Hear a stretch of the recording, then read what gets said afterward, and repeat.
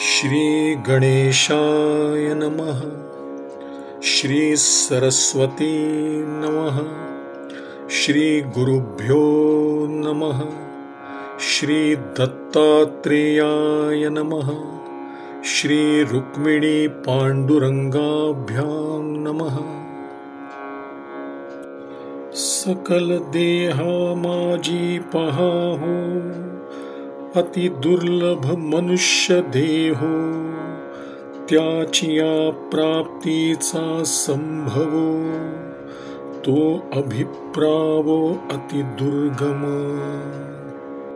सर्व देहांमध्ये नरदेह हा अत्यंत दुर्लभ, तो प्राप्त होणे म्हणजे महत्कर्म कठीण। सुकृत दुष्कृत समान समी, तै पाविजे कर्म भूमी, तेची जै पडे विषमी, तै स्वर्गगामी का नरकी।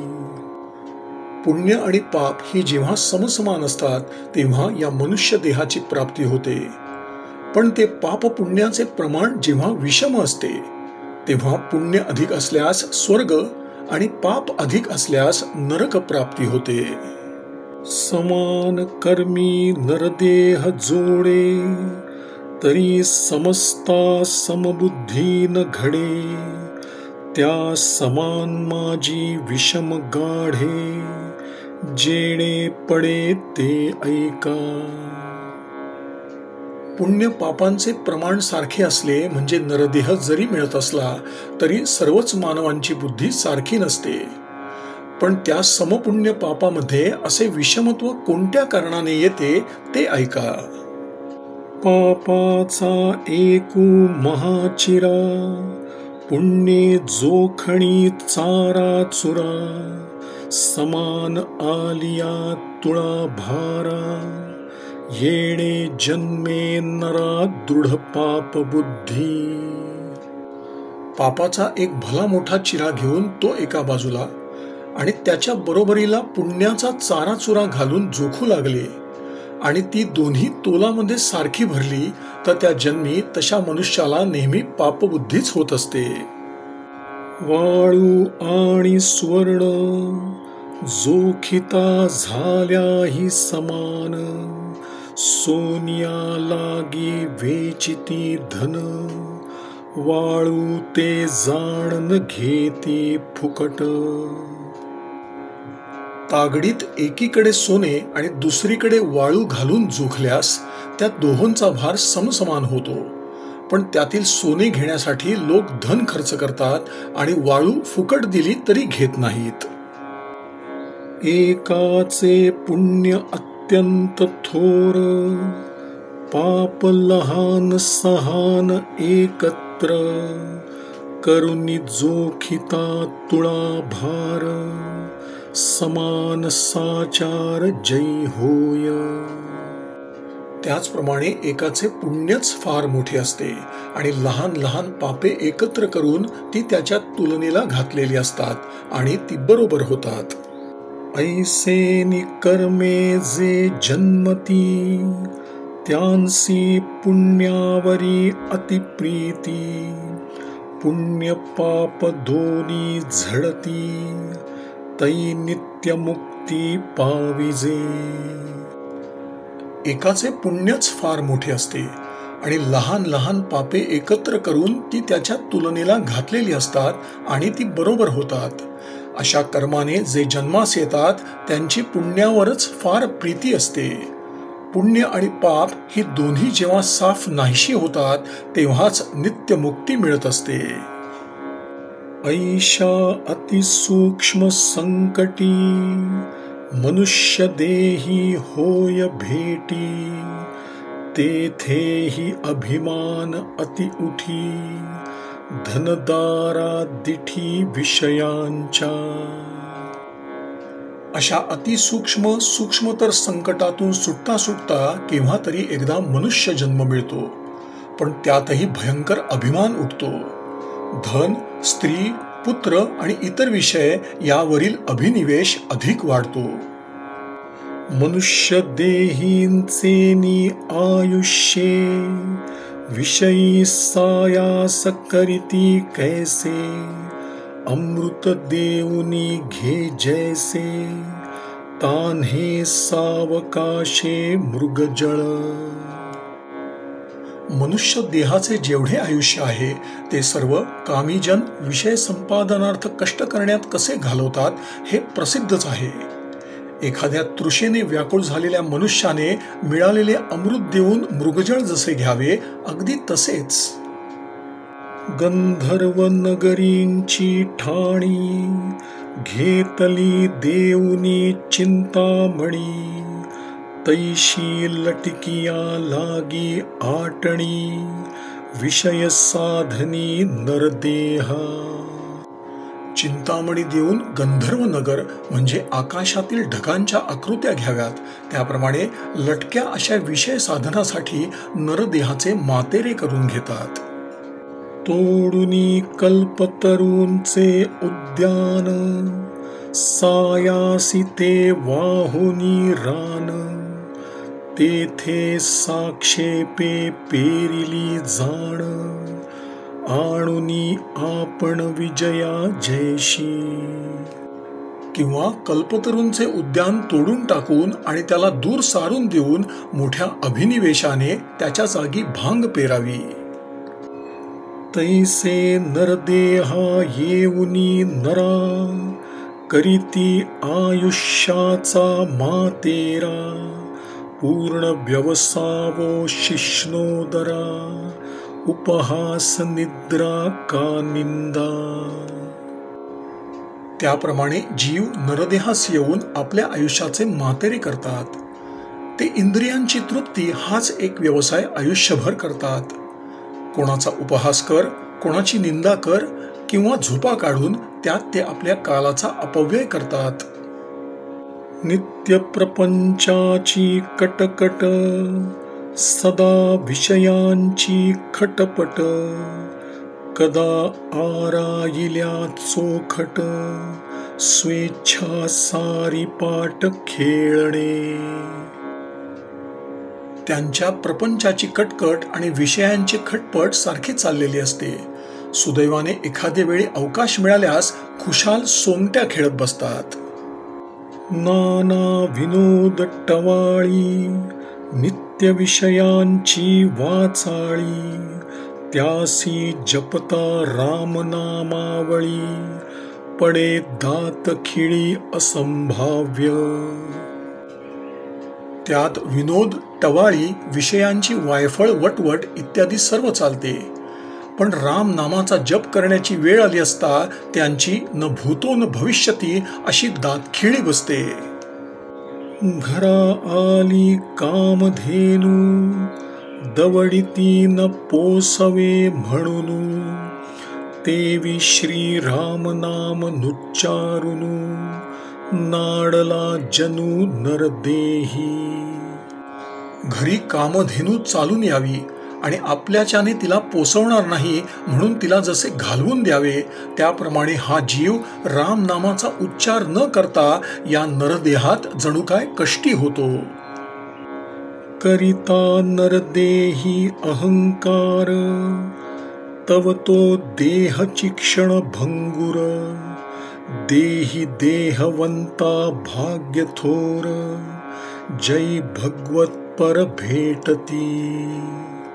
ह्या नरदेहाचा अहंकार धरून राहावे तर तो मूळचाच क्षणभंगूर. येथे भगवंताशी एकरूप झालेले भक्त भेटणे हेच मोठे भाग्य होय. जासी भगवत भक्तीची अतिगोडी, त्यावरी भगवंताची आवडी, त्यांची भेटीतई होय रोकडी, जय पुण्याचा कोडी तिष्ठती. ज्याला भगवत भक्तीची अतिशय गोडी असते त्याची भगवंतालाही आवड असते. हजारो पुण्याच्या राशी जेव्हा फलोन्मुख होतात तेव्हा त्याचे प्रत्यक्ष दर्शन होते.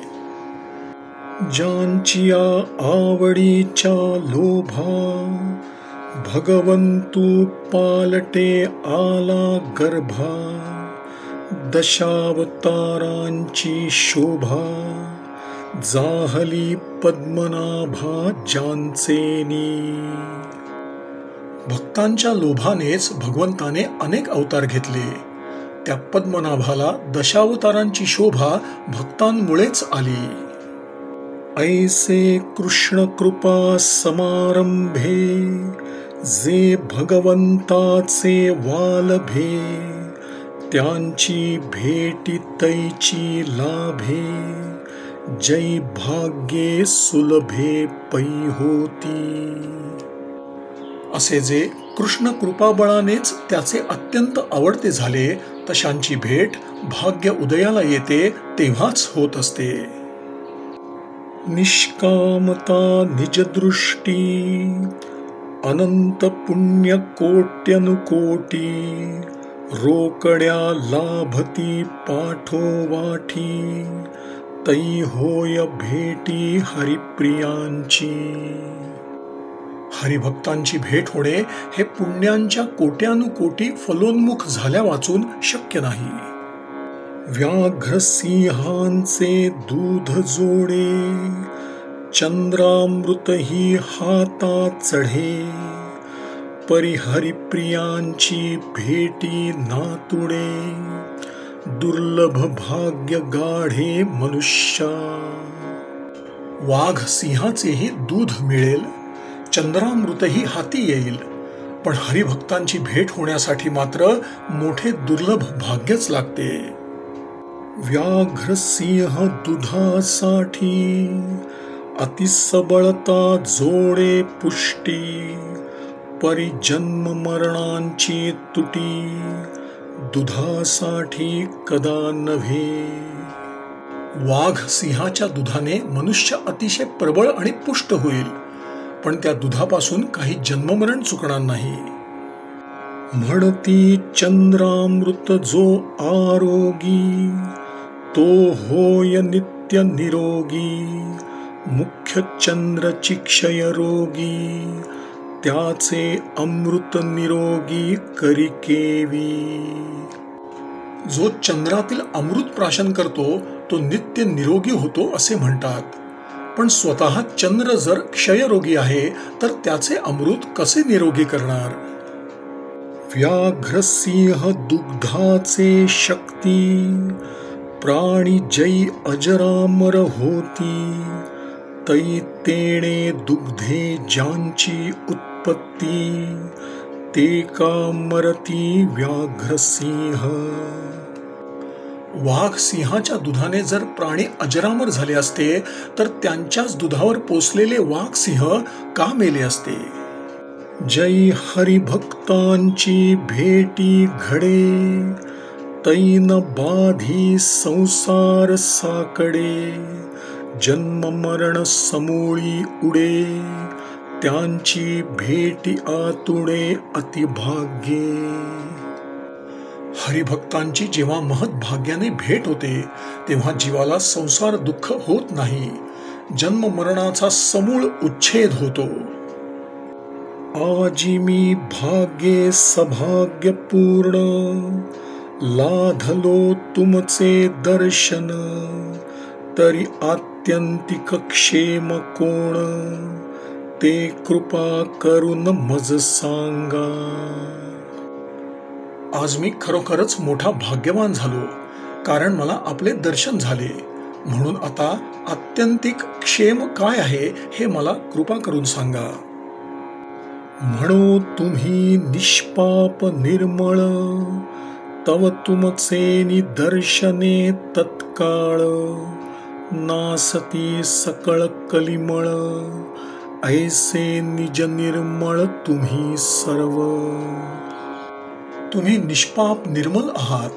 तुमच्या दर्शनाने सर्व कलिमल अर्थात कलियुगाचे दोष नाश पावतात. स्नान केलिया गंगा पवित्र करी सकळ जगा. ते गंगा ही निज पाप भंगा तुमचे चरण संगा वांछित. गंगेमध्ये स्नान केले असता जी सर्व जगाला पवित्र करते, तीच गंगा आपल्या पापाचा नाश होण्यासाठी पुन्हा तुमच्या चरण संगाची इच्छा करते. तुमची दर्शन संग चित गंगा, अत्यंत दाटुगी माझी जगा. दर्शन मात्रे ने भवभंगा, जन्म मरण पैगा मग कैचे. तुमचे दर्शन आणि संग हीच चितगंगा या जगात अत्यंत समर्थ आहे. तिचे दर्शन होताच ती संसाराचा उच्छेद करते, मग जन्म मरण कोटचे. तेथे कायसा गंगेचा पडिपाडू, नाही तीर्थ महिमेसी पवाडू. तीर्था भवदोष अवघडू, त्यांचा करी निवाडू दृष्टी संगे. आणि अशा या गंगेपुढे लौकिक गंगा आणि इतर तीर्थे यांचे काय महत्व आहे? ऐशी पवित्रता प्रबळ, दृष्टी उत्संगी वाढवा सकळ. आजी झालो मी अति निर्मळ, तुम्ही दीन दयाळ मीन लेती. अशी विलक्षण पवित्रता तुमच्या ठिकाणी आहे. तुमच्या दर्शनाने मी आज पावन झालो. ऐसे पवित्र आणि कृपामूर्ती, भाग्ये लाधलो हे संगती. सत्संगाची निजख्याती, सांगता श्रुती मौनावल्या. अशा पवित्र आणि कृपामूर्तीची संगती मला आज भाग्यानेच प्राप्त झाली आहे. सत्संगतीचे महात्म्य वर्णन करताना श्रुती सुद्धा मौनावतात. ब्रह्म निर्धर्म नेणे निज धर्मा, साधुमुखे ब्रह्मत्व ये ब्रह्मा. त्या सत्संगाचा महिमा, अतिगरिमा निरुपम. ब्रह्म स्वतः सर्व धर्म शून्य आहे. ते आपल्या धर्माला जाणत नाही. साधूंच्या मुखानेच ब्रह्माला ब्रह्मत्व येते. अशा या सत्संगाचा महिमा सर्वथा अवर्णनीय आहे. त्याला उपमा नाही. सत्संग म्हणो निधी समान, निधी जोडल्या हारपे जाण. सत्संगाचे महिमान, साधका संपूर्ण सद्रूप करी. सत्संगाला द्रव्याच्या ठेव्या समान म्हटले तर ठेवा सापडलेला हरवतो. पण सत्संगाचा महिमा असा आहे की तो साधकांना नखशिखांत सद्रूपच करून सोडतो. निधी सापडलिया सांग, अत्यंत वाढे विषय भोग. तैसा नव्हेजी सत्संग, निर्विषये चांग सुखदाता. निधी जरी सापडला तरी त्यापासून विषय भोग वाढतात. पण सत्संगापासून विषयाविषयी विरक्ती येते. त्यामुळे तो निर्विषयत्वाने सुख देणारा आहे. इंद्रिया वीण स्वानंदू, विषया वीण परमानंदू. ऐसा करीती निजबोधू, अगाध साधू निज महिमा. इंद्रियाशिवाय स्वानंद आणि विषयाशिवाय परमानंद प्राप्त होईल असाच साधू बोध करतात. म्हणून त्यांचा महिमा अगाध आहे. निमिषार्ध होता सत्संग, तेणे संगे होय भवभंग. या लागी सत्संगाचे भाग्य, साधक सभाग्य जाणती. अर्धा क्षण जरी सत्संग घडला तरी संसार क्षय होतो. भाग्यवान साधकच या सत्संगाचे महत्व जाणतात. संत चरणी ज्यांचा भावो, भावे तुष्टती संत स्वयमेवो. संत सन्निधी मात्रे पहावो, संसार वावो स्वये होय. संत चरणांवर ज्यांचा भाव असतो त्यावर संत आपणच संतुष्ट होतात. केवळ संतांच्या सानिध्यानेच संसार मिथ्या ठरतो. नाना विकार विषय विधी संसारू सबळत्वे बाधी. त्या संसाराची अवधी जाण त्रिशुद्धी सत्संग. सत्संग हाच सर्व अनर्थाला कारण होणाऱ्या संसाराचा शेवट आहे. दीपाची संग प्राप्ती निशेष कापुरत्वाची शांती. तेवी झालिया सत्संगती संसार निवृत्ती क्षणार्धे. कापुराला दिव्याची संगती लाभली की त्याची निशेष शांती होते. त्याच न्यायाने सत्संगती घडताच संसार निवृत्ती होते. ते तुमची सत्संगती भाग्ये पावलो अवचिती. आत्यंतिक क्षेम कैशारिती प्राणी पावती ते सांगा. आज मोठ्या भाग्यानेच मला तुमची संगती लाभली आहे, म्हणून प्राण्यांना आत्यंतिक क्षेम कोणत्या रीतीने प्राप्त होईल ते सांगा. आत्यंतिक क्षेमाचे वर्म जरी म्हणाल भागवत धर्म. त्या धर्माचा अनुक्रम सांग सुगम सांगाजी. भागवत धर्मच आत्यंतिक क्षेमाचे वर्म आहे असे आपण म्हणाल तर महाराज त्या धर्माचा अनुक्रम सुगम करून मला सांगावा. श्रीराम श्रीराम श्रीराम श्रीराम श्रीराम श्रीराम